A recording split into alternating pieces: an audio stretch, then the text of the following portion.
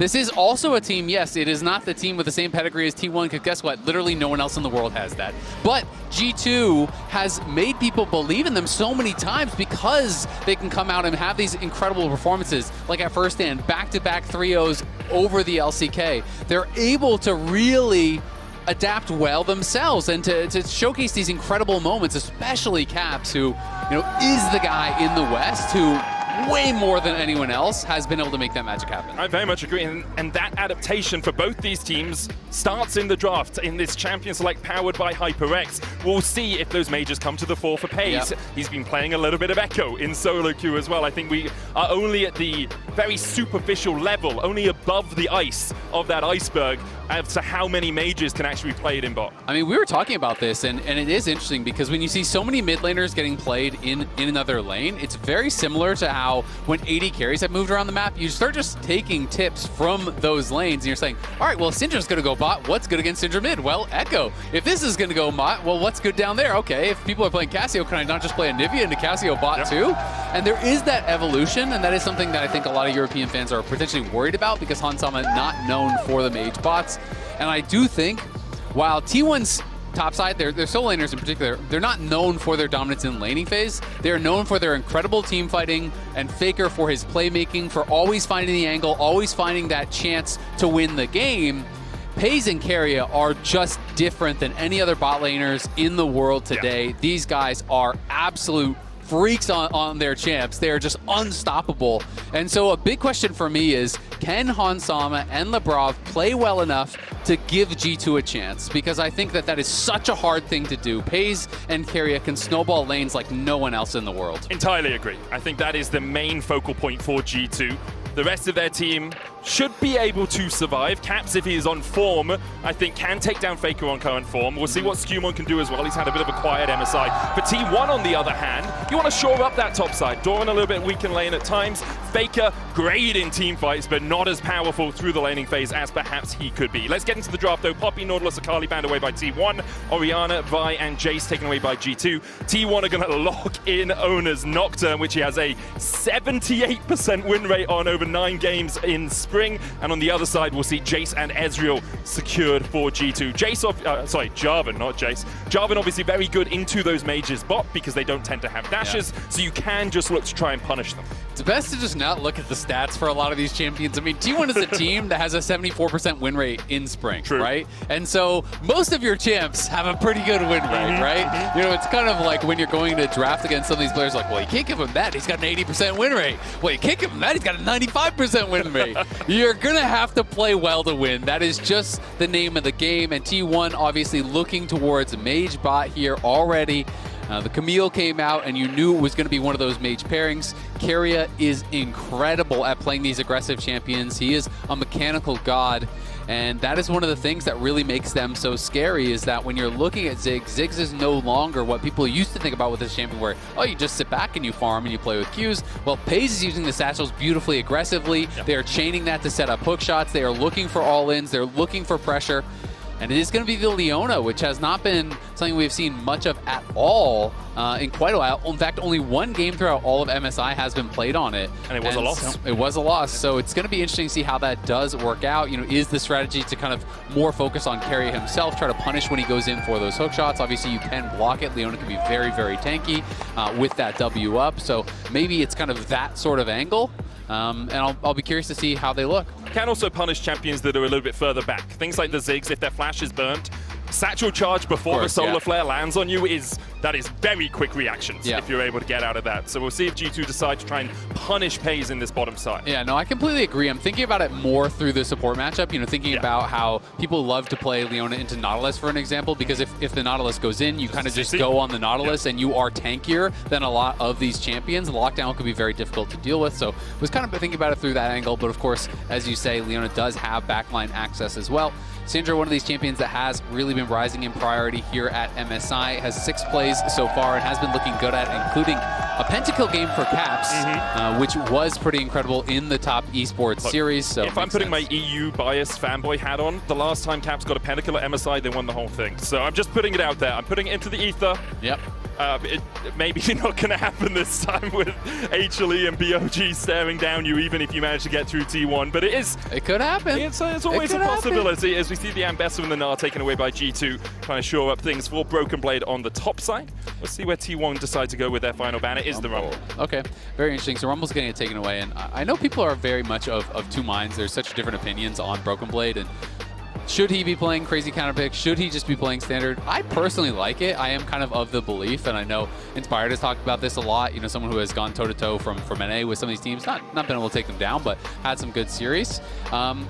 You know, he believes that when you are playing against these top LCK and LPL teams, you kind of need what they call the funny picks, right? You need to be able to surprise them, get things that they are less comfortable on. And that is something that I think is a strength of BrokenBlade. Of course, then if you bring out a niche pick and you look bad on it, people are really going to be very quick to criticize you. But I do think it is a strength for them. And this Anivia can be a flex. It can be both mid and top. So that is always nice for G2. They now get to see exactly what the lane matchups are going to be. It is a double Shurima soul laners here. And it's going to be Vayne as the answer. So they maintain the ability to flex the Anivia. And of course now, with that Vayne coming out, that is going to be hunting this Croc here and looking for that 1v1 counter pick. So I do like that a lot, but I will say, having played a lot of top lane, when you are going for these ranged top laners, you need to play aggressive, you need to play in their face. Yeah. And then I see a Nocturne on the other side, and I get very worried about how that is going to look. I see a Camille on the other side, and I worry about how do you outplay the Camille in some of these situations. So I do think it's going to require SkewMond to adjust his playstyle. I feel like SkewMond is really, really good when he is playing on his tempo, when he's being very efficient.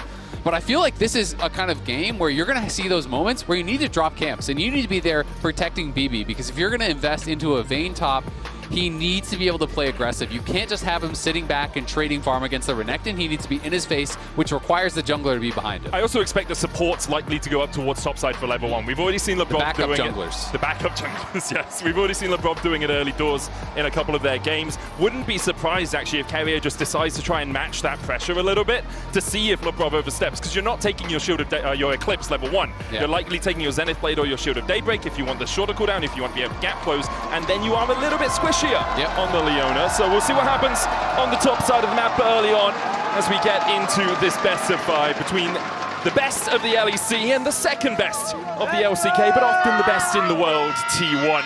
Let's make our way back-to-back defending world champions. So technically at the moment, they are the second best seed from the LCK. That's how I would put it. Second seed, sure. You know?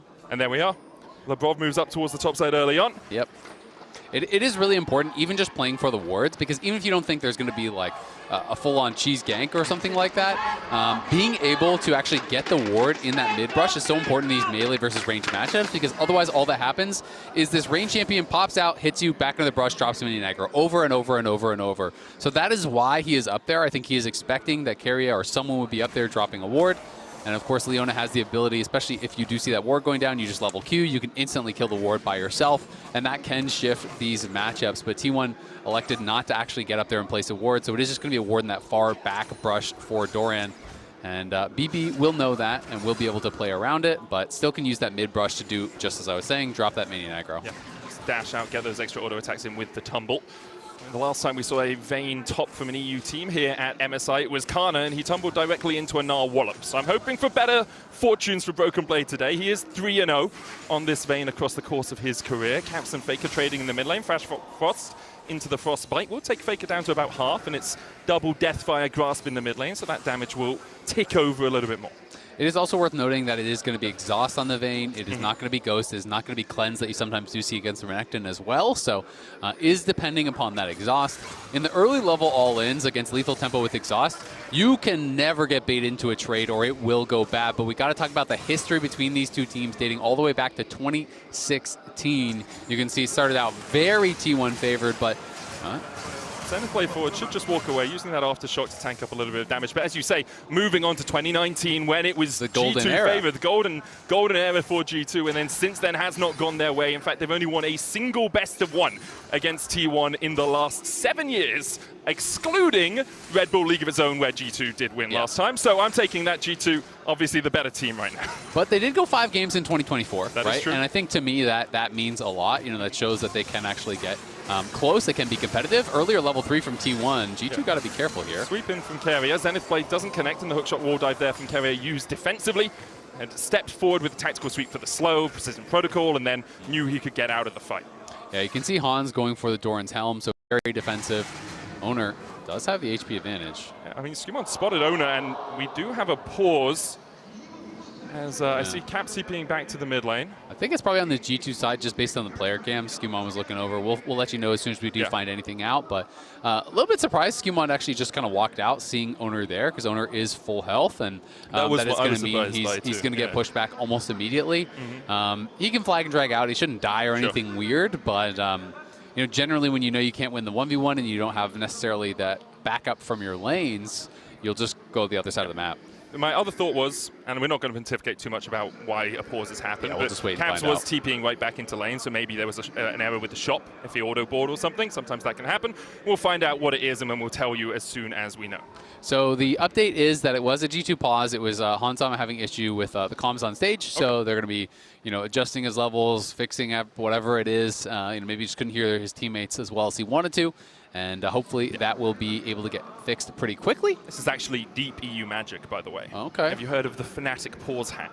I have, yes. Well, G2 have adopted it. Fnatic haven't made this international. So I don't know if you want to be bringing Fnatic stuff into a best of 5. What different skills can we adopt from other teams in our region? You know, we'll take KC losing 0-3, right? So they've already adopted that. Okay. Now they're taking the Fnatic pause hack and incorporating that into their skill set.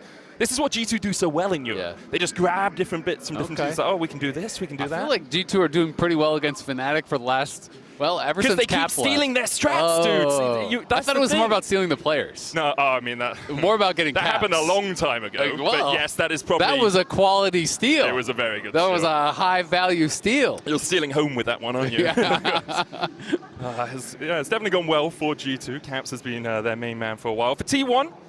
You continue to see them go from success to success, but MSI has actually been a bit of a thorn in their side, I will say. 2017, the last time they won. They have won twice. A little Huni magic. A little Huni magic back in those days. But need some holo. Yes. And again, T1 showing us you can adopt EU magic. Yes, exactly, Ezreal. We're on the same page. Absolutely. But yeah, T1 often level up across the course of the entire year, and then when you get to Worlds, never count them out. You always know that T1 are going to show up at Worlds, but MSI has been a bit of a struggle for them over the last few years, and we'll see if that changes. They did lose to BOG, so this is, as you said at the start of the day, an elimination match between these two games. Yeah, and I will give the caveat that a bit of a struggle for their standards. Yeah, right? they went 5 games. They went 5 games against Gen G in the finals. Exactly. And so it's, you know, me personally being from the LCS, I would be happy to take on those struggles. You know, same. I only got to the finals and got to game 5. Faker, if you want the weight off your shoulders, we'll take that. That could be us. Yep. we'll happily lose in the finals. You have. Yeah. A couple of times, in fact. COG and happily. TL. Yeah. We'll happily win at the finals again if we can. But for now, we're going to get back on into game, as it seems like the comms issue has been solved. SkewMond is being forced away by the Dustbringer out of Oner. The lower health he had, making it a bit tricky for him to really take this fight. You can see BrokenBlade thinking about moving from the top side. Faker with the push in mid, though now SkewMond will just... I mean, he keeps stepping back. It feels a little greedy to continue to look for this play, especially with Keria moving out on the map, where he's also on top side. Doran slices, dices, but is still taken out by BB. Yeah, Doran got way too far forward there, and SkewMond has Labrov behind him, so that's what he was trying to delay for. He was trying to keep them messing around here because they had the move from Labrov. Keria's there as well, but Doran with the overstep, and that is what I'm saying. When you were playing against Vayne, early game, lethal tempo plus exhaust, no matter how good the trade looks, it's almost impossible to win the all-in, and obviously he was moving up there because BB had the first move into the river, was looking to actually support at that Scuttle Crab. Doran thought he had an ability to actually push out that wave, but well played there by BrokenBlade. Flash follow, finishes him off with the Silver Bolts, proccing that with the Condemn, and that was nicely done, and not the start that you want if you are a Doran, because this matchup is very difficult. Anyway, and it just looks like a bit of a greedy base. He thought he had the reset here, and BB says, you know what? You can't actually take it from this position. And Doran, I think, hesitated a bit on, like, can I fight? Can I run? Took that split second to Meanwhile, decide. the Razor Beaks is a fear tether onto Labrov. He flashes away, still hit by the fear. Caps can't move from mid lane again because Faker is holding him pinned beneath that tower. This was really nice from Keria. After taking the topside Scuttle Crab, he actually pathed into the G2 jungle towards the Razorbeaks to stop Labrov from stepping forward. And then, as the bot side Scuttle Crab was taken by Oner, he stepped in towards the Razorbeaks as well to try and contest those. And look at this, SkewMond trying to move up and actually get something here. Faker has been pushed back, he's out of mana, so now Caps can move into assist because SkewMond got double scuttled. And now Oner on the wrong side of that crystallize, does still have flash. Keria on his way, Faker stayed around. The Razorbeaks almost secured, down to 200 as Caps tries to trade in. Keria across the wall will get 1 fear tether towards the top side as well as Caps is already down to Faker. Labrov too late. SkewMond has to flash across the wall. Oner flashes for the chase and G2 are just too damn greedy.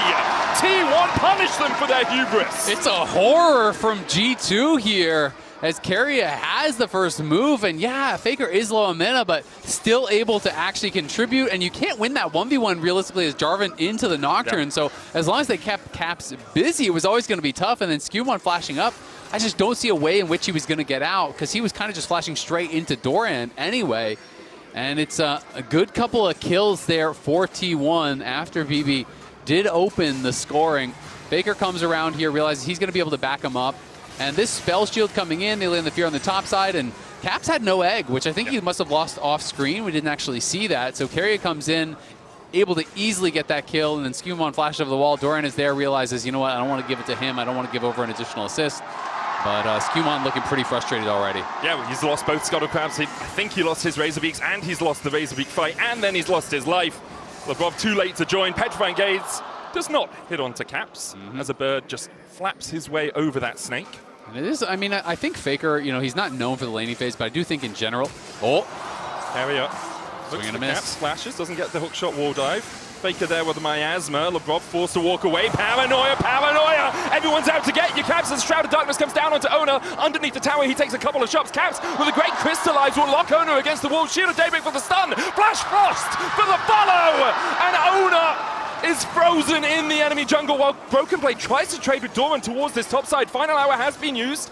Dashes away from the Dominus and won't go for any much further trading. Behind the tower, behind the alcove though, he gets sliced up by Doran. No escape for the Vayne. Yeah, that is tough. That was your one winning lane right there. And now he gets solo killed by Doran. BrokenBlade had not spent his money for quite a long time. And Doran comes back with steel caps and says, you haven't based. You're sitting on a lot of gold. After the death, BB combined his 2 daggers into the upgraded Greaves, bought the Ruby Crystal and the Longsword. So he was sitting on about 1,000 gold this early on, which is almost a totality of combat power that Doran had. Well, rather than SkewMond looking for Oner here, the reaction from Keria, fast, rapid as he tries to get across here in time. The True Shot Barrage will take out the T1 jungler.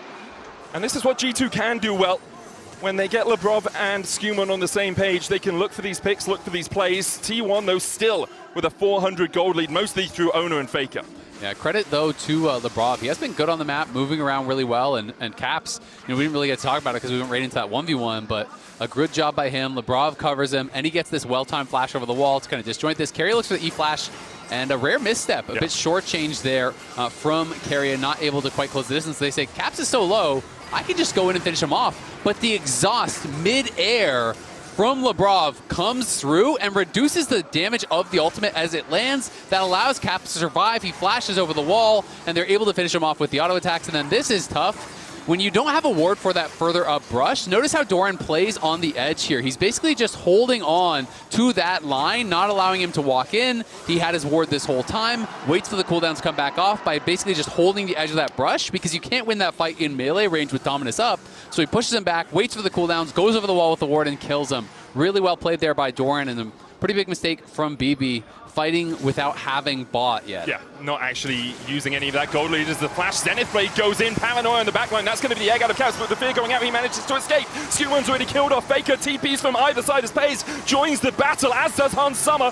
Oner in the midst of them all, caught out in the Cataclysm, and now locked in the cage by G2. BrokenBlade trading with Peyz towards the bottom side. He condemns him back as he condemned him to death. The good satchel allows Peyz to extricate himself, but G2 still win out on the finest. Hans Summer forces the flash, a True Shot Barrage, that's not connecting. Peyz went up, not to the side. But that was still great for G2 there. Looked like a 3-for-1, I believe, at the end of the day for G2. We can watch this one more time.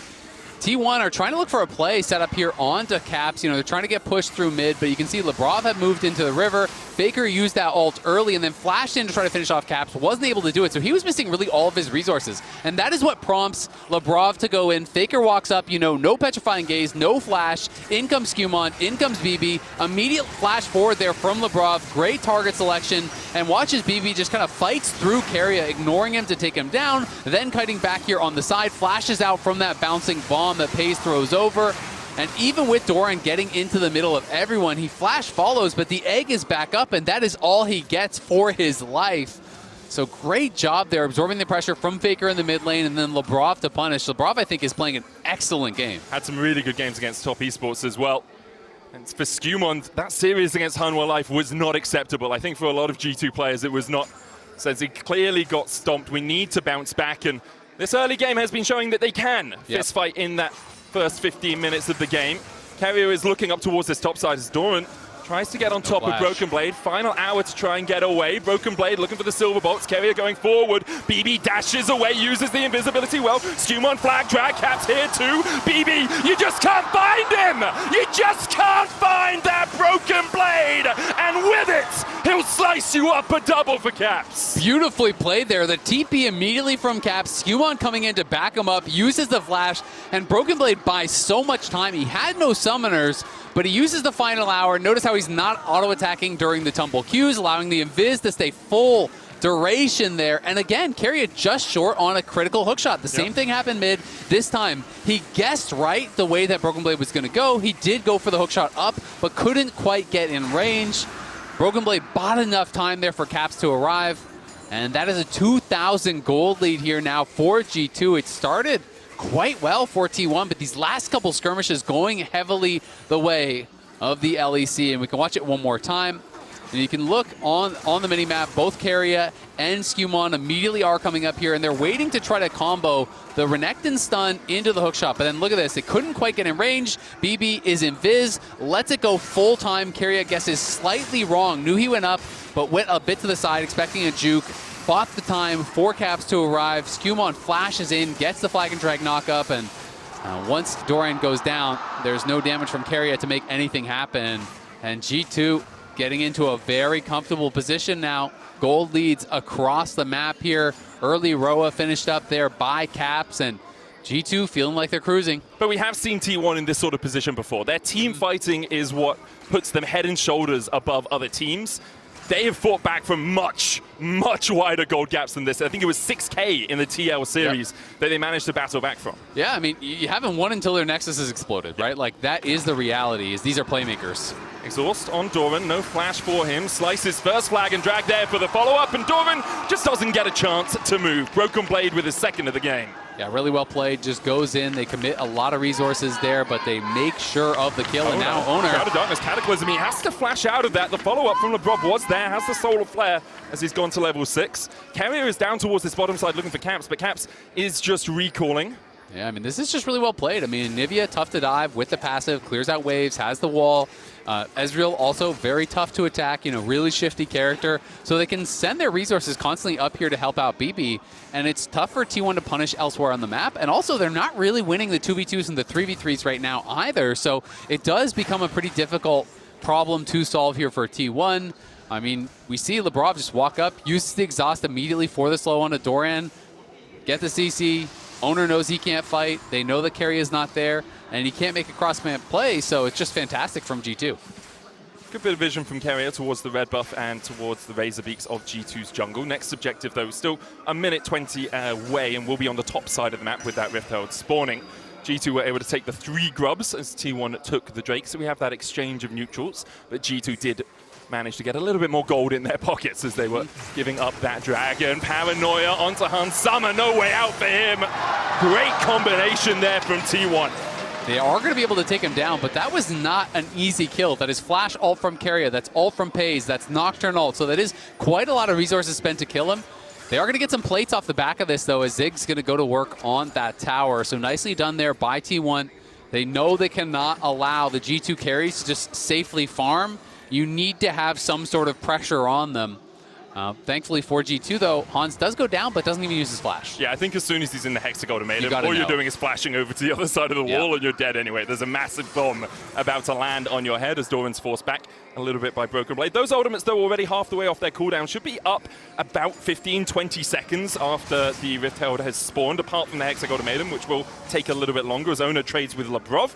But Labrov puts up the Eclipse, also has the Protoplasm Harness complete. So if he does dive on towards that backline, has a little bit of extra healing. The rest of T1 on their way across, and G2 for a moment will have to fight a 2v4. Solar Flare lands the double stun. No way out really for Labrov. He's going to have to flash the wall. BrokenBlade try to trade with Doran, but a flash with this Predator into the Pedophile Gaze doesn't quite get the CC.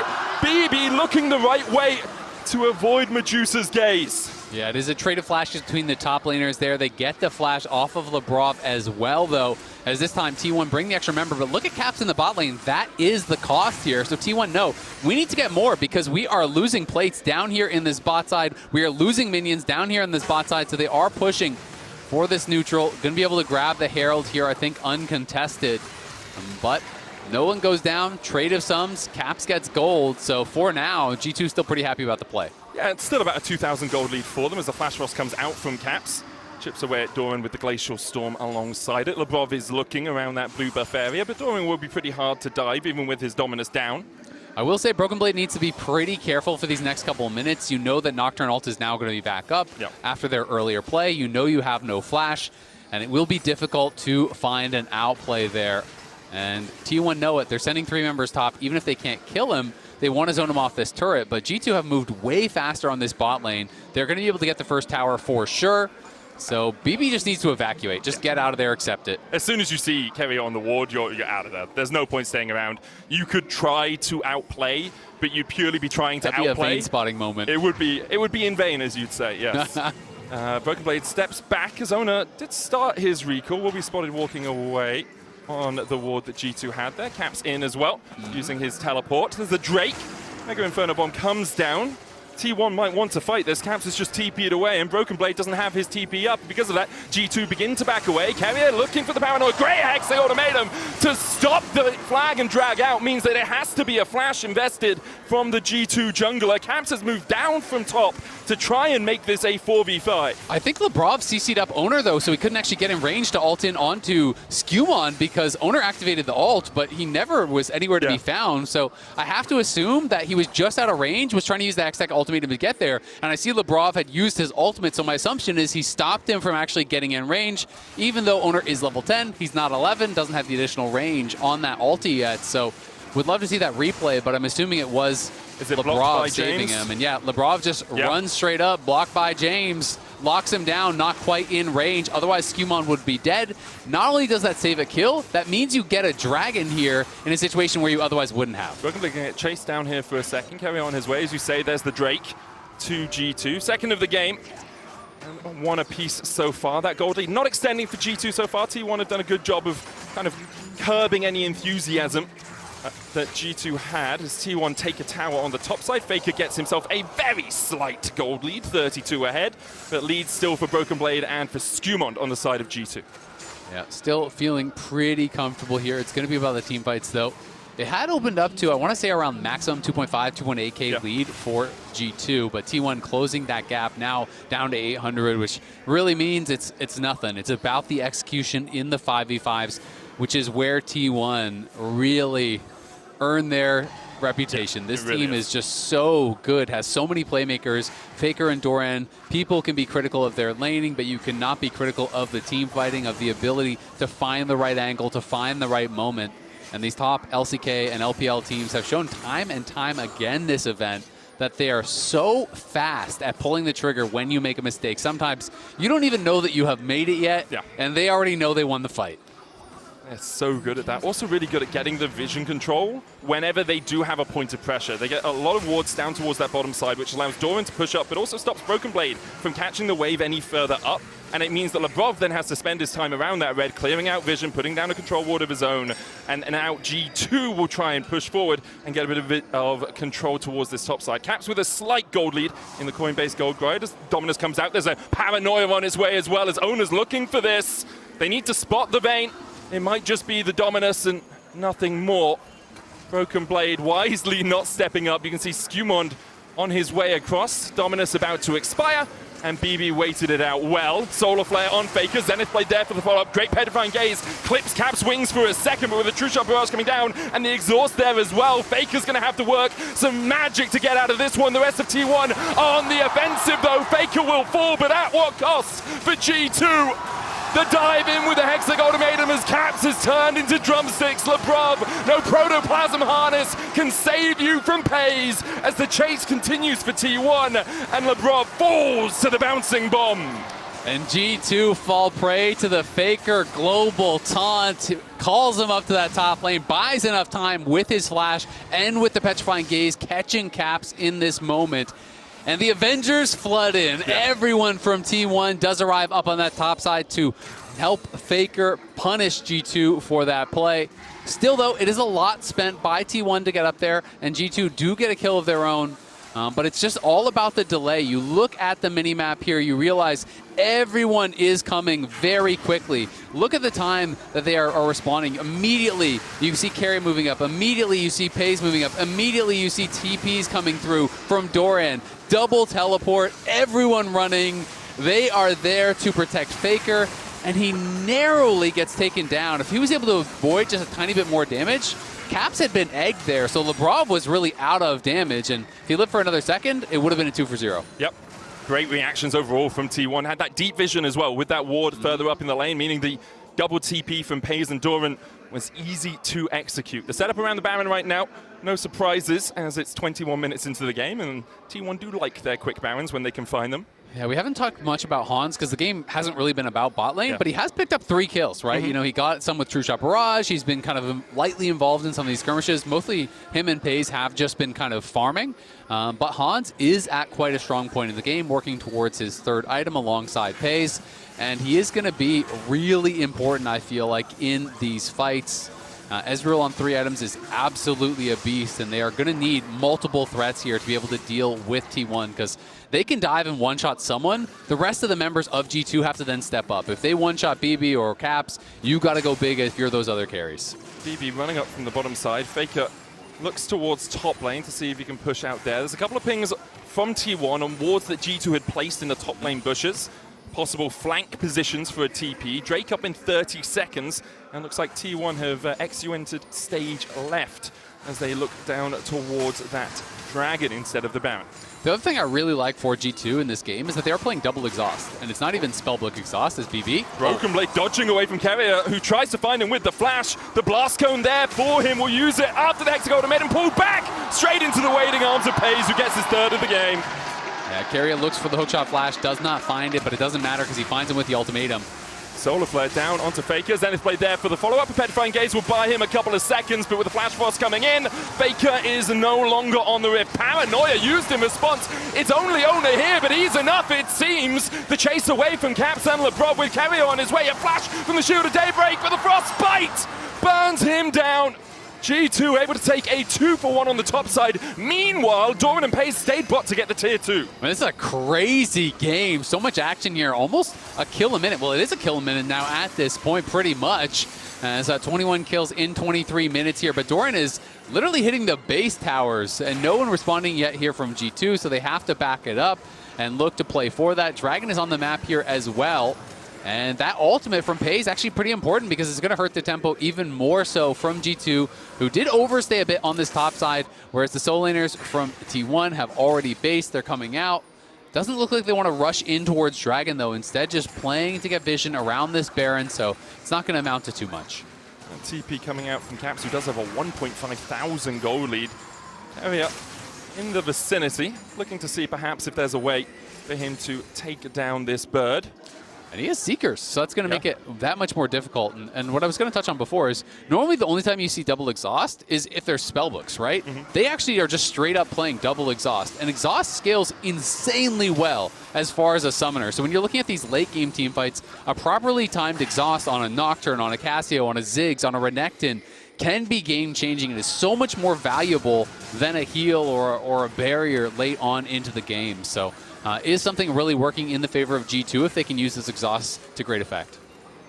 Definitely agree. T1, they'll be looking to catch people out, get that dive in with the Paranoia Hexic Ultimatum combo. BB well, not trading with Doran, just trading, pushing the lane up bit by bit as Faker just clears out the mid lane. True Shot Barrage comes across. G2 looking for a little bit control around this Drake that they will start. T1. Do you stick or do you twist? Looks like they've decided they're not sticking around. They'll go up towards the top side. They'll give the Drake over to G2. Yep, just second Dragon of the game, so no stress there for T1. They didn't feel like they had the proper setup, so instead they do just back off.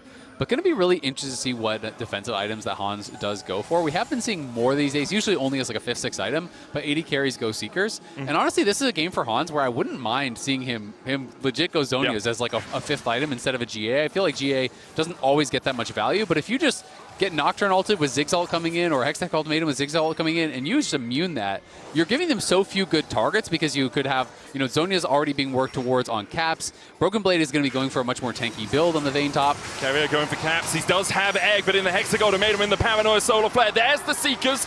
The stopwatch from caps with the Crystallized down. He will get scrambled. The question is, will the egg fall as well? Super Mega Death Inferno bomb enough with Faker and the Twin Fangs, and now T1 continue their advance. G2 on the retreat through their own jungle. Doran looking for the flank across towards the side, gets the Mover Spreader stun. Labrov's going to fall to T1 as Oner takes that kill. Summer stepping in, but he's on Miasma now. You don't step to Faker.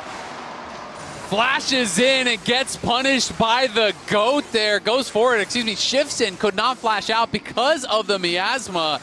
Gives away another kill there, and we'll see, does T1 start the Baron? Looks like they want to. And with the Cassio, it is going to be going down in a hurry here. SkewMond is around, has ult, has no flash, but Peyz is going to be there to try to bodyguard. It's up to him and BB. It's G2v4, Doran with his Peyz, a flash across the wall. SkewMond Cataclysm doesn't come down in time. As with the final hour, maybe the final breaths here for BrokenBlade. He'll get the enemy jungler, but it's not going to be enough. T1 know they have the time to take the Baron as G2 lose another 2 and lose the big purple worm. That one really hurts as this fight gave such big rewards over to T1. No hesitation. As they move in here with multiple members, you can see they had 4 members topside. They were hunting for caps, and as soon as they see him for a split second, instantly Keria goes in. He just caught a hint that he was there, but G2 was on a reset timer. Look at all the rest of their members. They're just now joining the fight, as caps can't really do anything at all in this one. G2 has to go into a full retreat. They do one-shot Keria as he goes in, but Doran then steps over the wall. Labrov goes down, and that was the reaction to the mistake we didn't get to see in the replay, but Hans shifted forward, Faker had the miasma, and then you cannot flash out, you cannot outplay it, you get taken down. And with Hans going down, that really did result in the Baron. If he had stayed alive, maybe with a 3-man contest, you could actually stop them. You have a little bit of poke there as well. With the Vayne and the Jarvan, you don't have enough. You have to really face check into them. As now it's a 3,000 gold lead for T1. They have this Red Bull Baron power play for the next 2 minutes alongside it. A hat for Peyz alongside the Void Staff, the Shadow Flame, and the Luden's Echo. Like, the Hextech Ultimatum into a Mega Inferno Bomb is going to hurt as they look for caps again. The flash from Keria, and here's the combo. Solar Flare, stopwatch, Peyz brings down the bomb, but caps flash out, so it's in time. Petrifying Gaze doesn't land the stun. The Crystallize to try and divide the fight. True Shot Barrage coming across the side as Labrov does fall low, healing up. Not enough from the Protoplasm. SkewMond gets across and dives on Faker. The Cataclysm down, SkewMond heals with the Sundered Sky as BrokenBlade tries to dive on the back line, and T1 have stepped a little bit too far. And G2 are punishing. Doran will fall. A 3-for-1 so far in the exchange as Summer wants more out of it.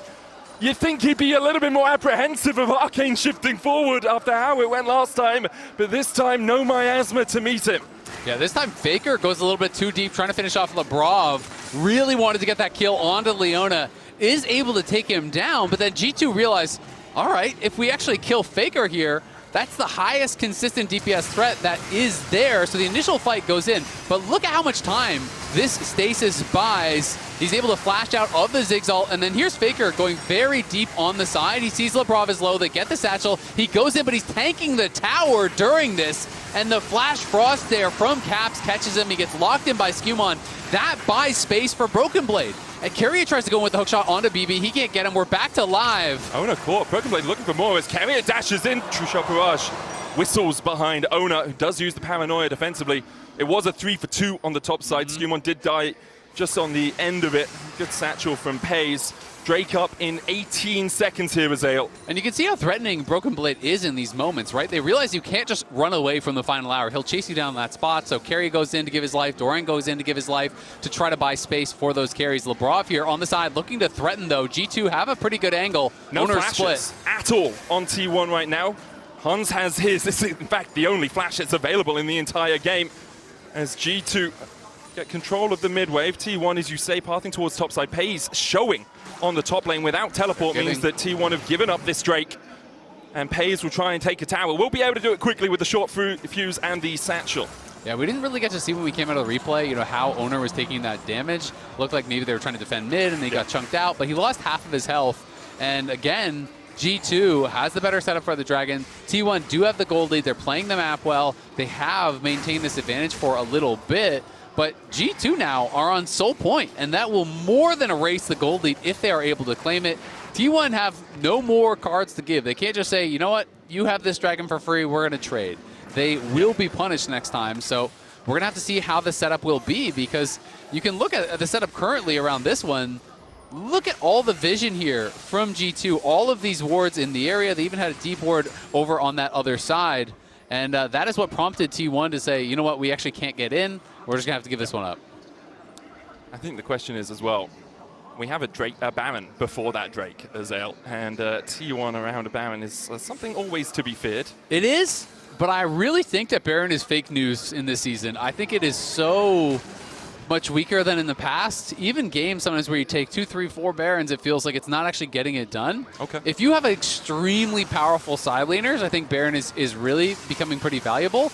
But I just don't think Baron has that same level of power. So to me, it's like, even if T1 gets a Baron and you get Soul, you are so heavily advantaged unless you make a critical error and you get picked off during the Baron. Because if you all die during the Baron, then obviously the game is just over. Yeah. And here's a pick, perhaps, as the paranoia goes in. BrokenBlade with the final hour, still going to get feared, and Doran's here to help. Peyz comes in just to make sure that the LEC top laner is taken out. T1 find a pick. Yeah, and the critical thing here is the timing, right? Because 50 seconds on BrokenBlade's death timer, 50 seconds on the Baron. So they may try to instantly start it, but BB, it's hard to see his teleport cooldown. I think it might be up by the time he respawns. It's going to be close. On that roll quest TP, we'll see. It is difficult to see on this overlay. It is really hard to see. Especially when it's in the grayscale. Yeah, but we'll see. It'll be close. Yeah, it definitely will. T1 are pushing through mid and bot while they have a player advantage. G2 trying to find them. It's Shroud of Darkness from Oner will spell shield the Solar Flare. Keria and Faker alongside Peyz able to take down the mid tower. The gold lead extends to about 3.5k. Yeah, and I mean, some critical items coming through, honestly, on both sides. Obviously, Caps working towards that death cap, desperately wants to get it before the next major fight. Faker has completed his 4 items, getting very tanky, very powerful, has had the actualizer for a bit. And Peyz, as we know, already had that death cap, already had all the flat pen, but now has a Seeker's Arm Guard on top. So, the luxury items. That was nice from SkewMond. The Oracle's Adoration gives him the silhouette and then steps back because of it. Faker uses the Petrifying Gaze, should be back before the next big fight. Yeah, but that is well played, unless G2 want to force now, because the Baron is up, right? So if they want to say, you don't get to wait, we're actually just going to start this, of course there is risk with that, and it looks like G2 more want to play for vision here. They want to make sure that T1 don't have any Baron shenanigans going on, but Labrov is in a little bit of a spooky spot here, but has the team around him. Item-wise, we have a Zhonya's complete on Peyz. He has 5 full items. A Guardian Angel for Oner as well, vital. The Actualizer and the Crypt Bloom for Cassio. On the other side, an Endless Hunger for Hun Summer. And they need Rabadon's Death Cap actually for Caps, just finished up. Yeah, and Endless Hunger to me is where Ezreal kind of reaches late game, right? Where you get so much ability haste from this. You essentially have no cooldowns on your Q. You hit a Q, the Q is back up. And if you're on point with that, you really can start to tear through these fights. And BrokenBlade really going in with the Stormrazor, obviously, has the Hexblade, so he's going to have a ton of move speed between Final Hour, between Stormrazor proc, and is going to be pretty difficult to lock down. But of course, if you make a misstep on Vayne, you're so reliant on the invis, on the mobility. If you get stunned, you can get one shot. He has no QSS. There is no Mikhails on Labrov, so he's got to be so careful about how he positions. Yeah, he really does. You can see G2 realizing that their side waves are not in a good spot. They have to back away. There was a moment where I thought T1 might just rush it for the inhib tower, but Caps is back here in time. 55 seconds on the Infernal. Soul possible for G2. There's the Rabadons that we talked about for Caps. And on its way, another item before BrokenBlade. But we're at that point where it does just feel like it's execution more than anything. Absolutely. Yeah, I think we are fully at that point. 2K, yeah, 2K is nice if it results in a completed item. You can see some of those big items, obviously. We've talked about the couple Zonias that are in the game. The GA is there for Oner. These are the things that matter. But if it does not result in an item completion, the 2K gold, it just means absolutely nothing at this point in the game. And the question is, who is going to execute better in these moments? A lot of squishy targets on both sides. But I do think for T1 it gets harder and harder and harder to find that perfect target. If you full send on Caps, he has Zonias. If you full send on BrokenBlade and he gets into the final hour and is invis, that can be tough too. Doran looking for a flank. We'll feel the pain of the storm from Caps. Solar Flare doesn't land the slow, and because of that, G2 will not fight any further. Infernal Drake begun by T1. You feel G2 are just saying, okay, we'll play for Baron. We'll pull you over here. Infernal Drake stopped by T1 as G2 start up the Baron, and this is it. Do or die in this game one of this best of 5. T1 begin to collapse. The battle line's drawn between the two teams as Keria dives in. The Mega Inferno Bomb just kills BrokenBlade exactly where he stands, and now it's all on SkewMond and HunSummer alongside Labrov to get this one through, but it's a double already for Peyz, while Doran distracts and delays G2 from getting any closer to the damage dealers. Baron secured. Keria hit by a flash. Frost dives to the side of Caps, but with the rest of T1 here for the chase, Caps is doomed. A bouncing bomb and flashed across, but there's no tower here to save him. Keria could go back in, but Caps with the storm will slow him down, try and take him out. He dodges to the side of the Malignants and manages to walk out of the fight. A little bit of Caps magic there to stay alive, and SkewMond limped out of there with about 5% HP as well, so they still have a chance. They're actually pinging onto the Dragon here. T1's trying to reset. SkewMond already did so, and they're going to TP in on the flag here. Peyz is in the area. Up. Mega Inferno Bomb already back up. The flag will spot Peyz. HunSummer across the wall, trying to take it down. True Shot Barrage clips onto Peyz. 4K on the Dragon. Mega Inferno Bomb! Once again! T1 just pulled the rabbit out of the hat. It used to be Guma, and now it's Peyz. The T180 carries and stealing objectives. Oh my God, that was a big one. That is the denial of soul, and that is a tough one. To be fair, yes, Smite has been buffed in this season, but that is a Ziggs on full items, combining the ult with the Q. So I want to see that one back in slow-mo, because that is not an easy Smite. That is not a gimme at this stage in the game. There was a moment, I think it dropped below 1,000, but it was purely for a moment. The timing from Peyz, pretty impeccable, as now G2 have to rebuild their ranks behind their inhibitor towers. T1 have the Baron for the next 1 minute 20. A lot of EU fans are praying that Ezreal's wise words come true. Baron is not the game ender anymore. It's not as strong as it used to be, which is definitely the case. The catalyze from Caps unable to catch Oner out. I mean, honestly, I think it's very hard for T1 to end without a team fight outside of the base. I think if you push up and you try to dive to close the game, you're probably going to die. We can watch this one more time. Let's see how low it gets. They're trying to rush it down before Oner can get there. 1,737. Yeah, you had that moment. Yeah, it was a split second, and that slowed down, and it was a split second. The ult did 1,300 damage, and the Q landed at the same time. I mean, that is just beautifully played there by Peyz, and what can you do? I mean, it's frustrating for sure, but that is not one. There are outplays and there are misplays. This is just a great play from Peyz. This is not some horrible misplay that SkewMond should get flack for. It's an error. It's not an unforced error. Yeah. I think I agree with you there. As now G2 trying to step out of their base. BrokenBlade was pushing out the top side. HunSummer on his way across here. Nothing really to fight over apart from, you know, a couple of jungle objectives and a bit of vision control, and that's exactly what both these teams are doing, locking horns, butting heads where they can. For G2, you now have the Fiend Hunter bolts completed on BrokenBlade, which is a fitting item, I have to say, on the Vayne. It is. And you have the Serilders for HunSummer, so he is almost caught up with Peyz, who only has a needlessly large rod over him, even though he's 3,000 gold ahead. Yeah, and Hans has made the call that he doesn't need to go for a defensive item. Nice sidestep there by Labrov, avoids the petrifying gaze. You know, I talked about the potential tech of 5th, 6th items. Sometimes in a situation like this, people will go Zonias, just a limited additional target. Sometimes people will go GA, sometimes they go BT, sometimes they go QSS. It really is kind of dealer's first choice here. But Hansa said, you know what? I am not the one dying. I will play safe. I will punish you when you go on my other members who he believes are more vulnerable. And we'll see if he can position correctly to do that, right? Because if he never gets caught, this is absolutely a better build. Don't go defense, go full offense, and shred T1 when they engage on BB or Caps.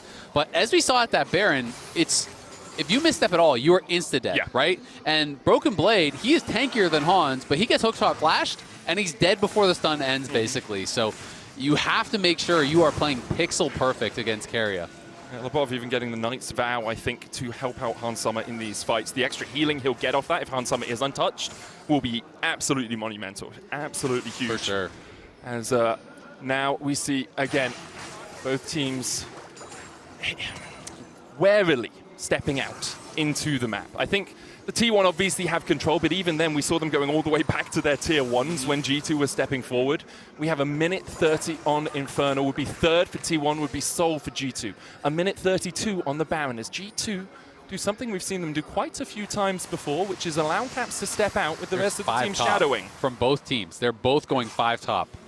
And if one team gets the jump on the other, it could be pretty huge, but they are both very well aware. And man, the pressure in a game like this, playing in an elimination series, endgame scenario, 40 minutes in, you want to be the hero, but you do not want to be the person who missteps a little bit too far and costs your team a game, because you know to take down an opponent as tough as really either of these teams, you got to be on point. You can't give away games for free. Importantly for T1, they have a little bit of vision behind G2. A ward towards the red buff, and actually a ward in the lane behind where Caps has walked. And G2, they've passed that with their sweeping. They're now trying to get their own deeper vision, but it's not that deep at all. What do we have in terms of TPs? Well, Doran's got his. Two-shot barrage takes the spell shield off of Peyz, but Labrov takes half his health for the pleasure of stepping forward. Yeah, Peyz is now on full 6 items there. That Banshee's Veil obviously doing some work. Blocking that true shot barrage actually really important in a situation like this where they have to fight for this dragon. But Labrov getting chunked out is pretty tough. G2, though, has played for mid-prio. You can see BB has full Keria push. was spotted. Keria was spotted on the flank as the Rift Scuttle Crab, the first target. SkewMond gets it. T1 force back. Doran and BrokenBlade trading in the mid lane. Keria looking for the flank. Crystallize doesn't find him. The Drake at 7k. T1 trying to find the poke. True Shot Barrage goes through Faker, takes a third of his health. BB the first to move here, but Doran TP's behind on that ward we previously mentioned. Paranoia out, the smite, 90 HP taken by Oner. And now the fight perhaps for T1 as the Paranoia goes in. The Mega Inferno Bomb doesn't collect anyone as Labrov is taken out first. Oner with the GA, Caps trying to walk away, flashes the wall, Doran condemned to death. BrokenBlade trying to get out with the final hour. The flag and drag in as Hans Sommer kills Oner. Faker falling low, as is Keria and G2 still have 4 alive. And they want to make sure T1 don't walk out of this without another scratch, without another skirmish. Faker almost down, flag and drag out from SkewMond. The TP back in from BrokenBlade as he wants to chase out Faker and Peyz. They got to try to get out of there, but G2 don't want to let them base here. This is not going to be an easy way to get out. BB, a final hour, gets onto Peyz, locks him against the wall and takes him down. Faker will escape. Faker will survive, and G2 only will get the Baron out of it. The Drake secured by T1. And some big outplays on the side of G2. Caps was just dancing back and forth in his own ultimate, and Doran tried to get in range to actually stun him, and he just gets slowed so massively that he couldn't actually close the gap. Then Doran tried to flash in and get spaced completely. T1, the start of this is great. You can see they're going to TP in on the backside. They turn out the lights, make it very difficult on the contest. It went down to 90, but then watch up here. Look at Caps. Instead of running, he kites back into his ult, so the slow lands on Doran, and then Doran flashes, Hans shifts away, BB contends him, he can do nothing. Then, next up, Faker. BB had the sidestep on the ultimate there. He avoids it. Both the solo laners from T1 accomplish nothing with their flash forward, and Peyz was not able to hit the skill shots in this one. G2 were just sliding around that fight, dodging so many skill shots. 1 or 2 more bombs hit, and everyone on G2 could have been dead, but it just felt like Peyz could not hit anything. G2 played it out really well. It's game 1 as well. It's game 1 of the longest. Lock in, buddy. This is the longest game in MSI so far as Oner's Cork jumps in with the Paranoia onto SkewMond, and he does have Faker as backup, but that's the ultimate down. And that was an ultimate not used offensively, that was used defensively. He's ulting away from the other G2 members towards SkewMond to get out. And we'll see Peyz just working to wave clear here. G2 on soul point, SRT1 and this Baron doing some work. And there's the Seekers for Hans that we talked about so far ago. I really do think it's smart, especially with no flash being available here for Hans. Makes it so much harder. Fine gaze onto Labrov, looking for the CC, can't land, it just gets the slow. G2 pushing in mid. Doran going to be answered by Hans Summer, and a couple of pings come out on him immediately as it's like, who? Why is the AD carry down here? Because BrokenBlade can continue to push in on the bottom side. And Hans has TP, so that's why he's answering right now. There's no TP on BrokenBlade, so Hans answers with his teleport, so they can't get the extra man. Doran is trying to sneak in behind him, but G2 are pushing with this Baron. Goes in with the slice with the dice, gets the Ruthless Predator, looking for the stun, as Hans Summer just absolutely eviscerates him! Turned into shoes is the croc! As G2 find a solo kill on the top side. I mean, Hans made that look so easy. I never even saw the stun come out. Nor did I. I was so sure it was going to happen. Yeah, I'm not sure what happened there with Doran. Something definitely strange going on there. But now they're going to TP in. It's 45 seconds here on Doran. They've already lost 2 inhibs. And T1 need to hold on. Only 30 seconds left on that Baron buff for them. Maybe they can wave clear, but G2 want to end game 1 right here, right now. T1, everyone on the defense. The Nexus Tower is the first target for G2 as the Miasma goes down and Caps chases Oner out. Caps has that X. First Nexus Tower fallen.